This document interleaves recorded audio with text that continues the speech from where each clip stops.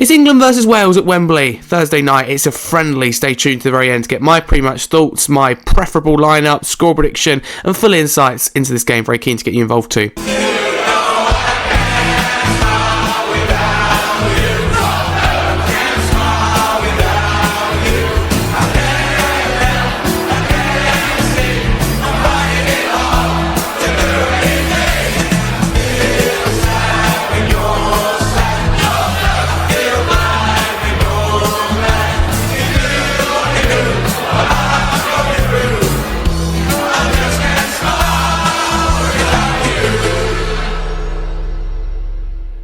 Hope you're keeping well. Welcome back to the channel. If you're new, like, subscribe. Let's get straight into it. Let's start with reading out the England squad for this game and this international break, so it gives vital context. So the goalkeepers picked Trafford, Henderson, and Pickford.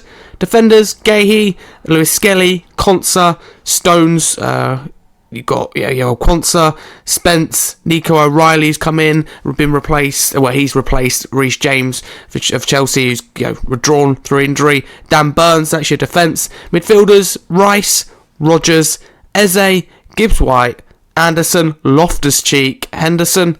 Forwards: Saka, Kane, Gordon, Watkins, Rashford, and Bowen. That combined England squad value is estimated to be about €859 million. That's absolutely insane. So that's the squad firstly picked. Very important. I think you know, if you didn't know already, to know that squad. But in terms of the game itself, England haven't lost to Wales in their last 5 meetings. It's been 5 wins and 0 draws for England. Both teams' forms for country coming into this. You've got England, it's 4 wins and a defeat. That 3-1 defeat, of course, coming against Morley. And for Wales, it's a complete mixed bag with 2 wins, 2 losses and a draw. This is taking place at Wembley Stadium. It's London, England, with a capacity, of course, of 90,000. Weather forecast expected to be about 15 degrees, no rain or anything like that expected. As I said earlier, Thursday, 9th of October kickoff. It's a 7:45 kickoff, so 7:45pm UK time. It is just a friendly. It's available to watch on ITV, so Channel 3 or ITVX. And the referee is Switz. I'm not even going to try and say his name, but it's a Switz referee. So there we go. And in terms of those head-to-heads then, all 5 have been England wins, but we've got like 3-0 against Wales in the FIFA World Cup, 3-0 as well in a friendly, 2-1 in Group B, 1-0 in a qualifier, 2-0. So it's never been like, oh my God, we've absolutely blown them away, but it's always been an England win in the end fairly comfortably. So, firstly, my thoughts going into this, I back England to get a result. I think it's a good opportunity for Thomas Tuchel to get to know his England squad even better. I know I keep saying this, but it's still early days for him, and it's easy to say, what, Thomas Tuchel's been in the job for, a few months now. Yeah, but we don't, he's not like a club manager, it's not like anything like that, because you don't get many games as a national team manager, so it's very hard when people say, why is this not gelling? You can have all these good players, why is it not gelling?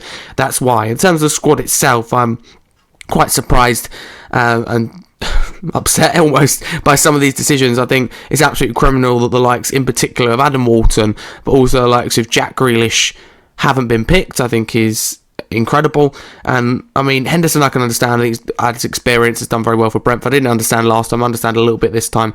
Loftus-Cheek I don't get. I just, Ollie Watkins, and he only got 1 goal with Aston Villa this season.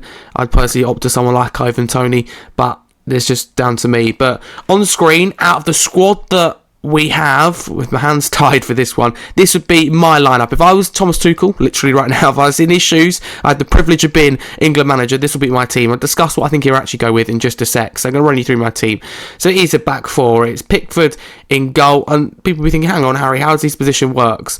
Well, I've gone with Gahey and Stones as a centre-back. I don't think we've seen them as a partnership under Tuchel. If we have, it's been a few games, it's been often Gahey and Konsa, both in the lineup but not together in terms of position. So I've gone with Gahey and Stones as the centre backs, Konsa of Villa at right back, and Spence of Tottenham at left back. Then midfield, I've gone with Rice as the 6, Anderson as the 8, Eze as the 10, Saka on the right, Rashford on the left, and Kane down the middle. Let's tell you my reasoning behind it. Long term, I actually think Dean Henderson could and should be England's number one, but why fix something that's not broken is a case I make in terms of Jordan Pickford starting in goal. He's consistently performing for club and country, but in particular for England, and although I think Henderson overall is probably the better goalkeeper, I don't see a need to change it now anyway. Backline I think is difficult, and Tuchel may find difficult to select as well, with Reece James coming out of an injury, because I think I would have started him anyway if it was down to me if he was fit, but of course unfortunately had to withdraw through injury. Konsa at right back, I much prefer him at centre back, but he has played right back for Villa. That's my thinking behind it. And Spence at left back at Tottenham, he's played most of his games at left back, believe it or not, as a right back. And I also want to see the centre back partnership of Gahey and Stones. I do believe our best centre back partnership is, don't get me wrong, Konsa and Gahey, but it would have been a case of playing Lewis Skelly left back to not play Konsa right back, and nothing against Lewis Skelly. It's not the fact that I'm a Tottenham fan, it's just the fact that Lewis Skelly hasn't played that many minutes this season. I don't think it'd be wise to chuck him in there, but it's a friendly, it's a good opportunity to do that. You could make that case. Midfield for me, I'm pretty, locked in. And by the way, another one I'm shocked that I didn't pick, I don't know why I didn't say him, Jude Bellingham. What's going on? I think it's a World Cup now, he would be picked though, that's important to note. Rice as the 6, I much prefer Rice in attacking position, so it'd be a 6, but I'd say to him, look, I want you up the pitch. I don't want you sitting in protecting the defence, because that defence is okay. It'll be funny. The Wales attack is just okay. It's nothing too special. They've got, don't get me wrong, they'll cause a couple of problems, but I'm not saying don't underestimate them or undermine them, but I'm saying Rice, move forward. We were a lot better when you're in the opposition box, I think. Anderson is I think he's been excellent since Forest have signed him. I think it's weird that Newcastle let him go. I knew they had problems with financial fair play, and in particular PSR, so that might lead to the decision. I'm not fully educated on that, so I'm not going to pretend that I know, but I think Eddie Howe did acknowledge that Newcastle were in that sticky situation. He doesn't, didn't want him to go then, and still wants him back now. Didn't want that to happen, but he said it was weird, but he understands and recognises that they needed to sell. But he's been very good. I think he's good, and he hopefully have a good season for his club and hope for England too. Eze in the 10, Paisley is a Spurs fan, but what a player. I think he's a lot better in that 10, can still play left wing. That versatility is going to be key for Thomas Tuchel, as well as it is for Mikel Arteta and Arsenal in the case of Eze in particular. So I really like Eze, and he has to start this game. There's no two ways about it. And there's no someone like a Grealish in the squad that should be. Having said that, Grealish I think is better on the left-hand side. The difference is Eze is better in the 10, and when Mikel Arteta's been bold and brave enough for Arsenal to from the start, play the likes of Martinelli, play the likes of Eze, that's where Arsenal really flourish. Not when they have the handbrake on against City. When the handbrake's off, they're a lot better. There's absolutely no doubt about it. Like in that second half against City, not the first half. Saka on the right, not long come back from injury. I think he still probably finds himself a place in the team. Rashford on the left, been really impressed with him, what I've seen and heard, because of course I haven't watched every Barcelona game, but it looks like he's done very well. He's been so far early days, but a successful loan spell at Barcelona. Kane down the middle, record-breaking striker, criminally disrespected, underappreciated. I think he's now getting that recognition a little bit more since he's left Tottenham. I mean, us Tottenham fans were telling everyone for a long while just how good Kane is compared to the rest, but now I think it's finally been recognised. But still 13th in the Ballon d'Or is disrespectful, but that'll be my England team. What I think Thomas Tuchel will actually go with, I think the attack and midfield, he'll probably go with the same, if not similar, but I think the defence is where there's going to be differences. I personally think it'll be Spence at right back, and I think it'll be Lewis Skelly at left back, and I think it will be probably Gahey and I think it'll be Gahey and Stones. I just don't think Konsa will be in there because of Villa's start to the season, but I could be wrong. Having said that, Gahey and Konsa has gone with a lot, so it'll be interesting to see. But I think there'll be one or two changes that Thomas Tuchel does make to that. Score prediction then, I can confirm I am at Wembley for this game, so there will be Matchday vlog, match reaction, all hopefully inside the stadium, so I'm really excited to be going to that one. I think England will win, and I think Wales will struggle in this game. There's nothing against Wales, they've got dangerous players, and no doubt about that. I think, for example, the likes of Dan James are always going to cause you a problem. I think Wales, if they play the cards right, they sit in and then they counter right. So I think Wales, they say they're going to struggle. I think they cause England problems, but I don't think Wales will be able to take their chance. So I see England taking the game away from Wales. In the end, I'm going to go with the 3-1 England win.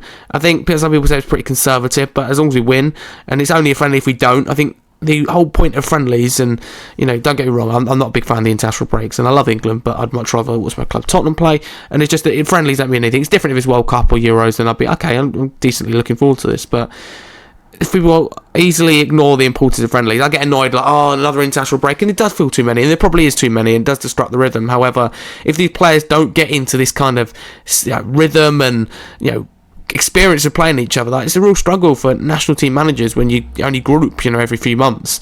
So if we change it to every couple of months or every month, and then as frustrating it is for the majority of football fans and Premier League fans, it is so important, friendlies, to gel, because if Thomas Tuchel doesn't have these games, he doesn't know what squad to pick, what 11 to pick, what formation, tactics, etc. So I think so far it's been a good start to his England career, his reign as England manager for Thomas Tuchel, but it's not been maybe as dazzling as we first thought. But he's been brought in with one sole aim, and that is to win a trophy to end England's awful drought, and to ideally win this World Cup coming in 2026. So I feel confident that will happen. Having said that, if we went with this squad into the World Cup, I would not feel as confident. So I think trial and error, and it's big opportunity for a few of these England players. If they start come off the bench in this game in particular, when you leave big players out like Bellingham, it opens the door for others to grab a position or make a statement, because Bellingham is a star player, there's no doubt about it. So who will steal the headlines is the question, who will steal his position. But yeah, 3-1 England. Get your score prediction in the comments below. Quite a long preview this, so if you are sticking to the end, really do appreciate you. If you can like, subscribe, if you're new to the channel, that would be absolutely fantastic and very kind of you, so thank you very much. Massive come on England. Hopefully we win this game, and Ryan is 8:45 kickoff. Come on England.